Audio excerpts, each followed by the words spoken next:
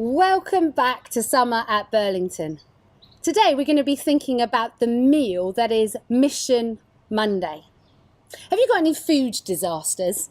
I have so many. When I was at school, my food tech teacher told me I was probably better to go to carpentry. After 1 week, she said, I thought I could teach anyone to cook.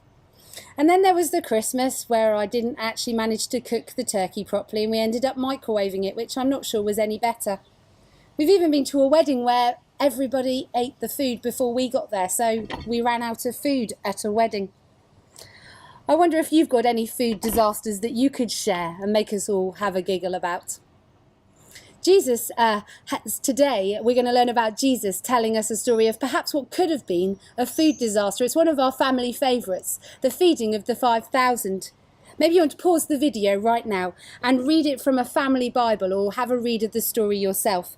You can find it in Luke chapter 9, verse 10 onwards. Pause the video now and have a read. And welcome back. What did you hear God whisper as you read it? For me, I love this story. I love how Jesus took such a little bit of food and turned it into something completely amazing, a feast.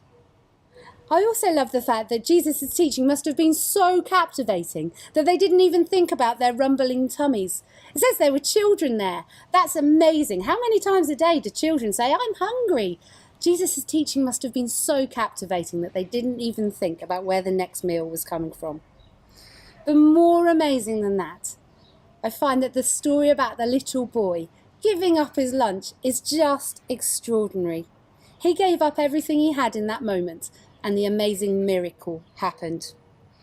Jesus must have felt tired.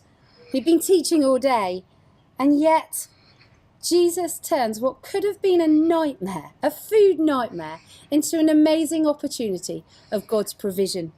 The hungry crowd were blessed and were amazed at what Jesus had done. Today's teaching is about mission meals. We often think before we reach others, we must get our own lives in order.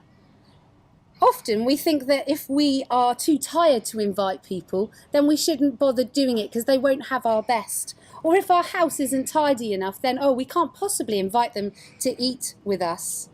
We might think, I'm not a great cook, and therefore the food I offer isn't much, and therefore it stops us doing exactly what Jesus asks of us to do. The little boy's story turns all of that around. He gave what he had, a simple picnic, and God did an amazing miracle with it. What's in your hand? What do you have that you could share with others? Inviting people into your house for beans on toast is better than not inviting them at all. Being tired or busy steals the joy and the opportunity of inviting other people to encounter God's love around our tables. Let me share a story with you from this amazing book I've been reading by Danielle Strickland on the book of Exodus. She tells a story about a lady who lived down the road from a house where there were ladies who worked. They were slaves. And they were controlled by a very strict man. Adults, I understand that you will probably get the kind of work that they were doing. She lived down the road, this lady. She was in her 80s. And her phone number was 1 digit different to this house where these ladies were enslaved. So often she would receive phone calls that were for that house, not for hers. And she got really fed up with it. And then one day she said, God, what can I do? And God said these words, what is in your hand? She contacted her friend Danielle, who came, and they prayed together. And she realised she was really good at cooking cupcakes.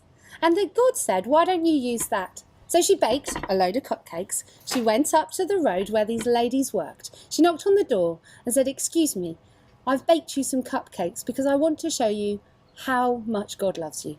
Well, they were really surprised. The kind of people they had on the door usually were certainly not nice and certainly not bringing cupcakes. But they took them. They said thank you.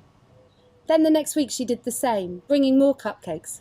And over time they became friends. She now runs Bible studies around the table with these ladies, sharing God's love, sharing who he is as they eat together. It's amazing the miracles that happen when we say, what's in my hand? How can I feed others and show God's love? Here are a few ideas for you to try this week that you could turn a meal into a mission meal. Perhaps you could invite some Christian friends around for a meal, and together you could share those who are non-Christians in your life, perhaps families, neighbours, friends, and you could pray together around the meal for those people, asking for opportunities for you to perhaps share the love of God with them. Number 2, though, perhaps you need to ask God to show you what's in your hand, like that lady whose phone number was so similar. She just prayed and said, God, what is in my hand that I can use to serve others? What's in your hands? Ask God to show you. And number 3, perhaps this is a family-friendly idea. Why don't you plan a feast for some point in this summer? Children, why don't you design lovely invitations, inviting your friends to a meal, a barbecue, whatever it is at your house? If you don't love cooking, then why don't you ask everybody to bring something? A big kind of celebratory bring and share. And then children, why don't you get involved in the cooking and the washing up? What a great thing for you to be able to do. 3 ideas that you could do, perhaps this week or in the coming weeks, that captures this idea of a Mission Monday, of sharing God's love around a meal table.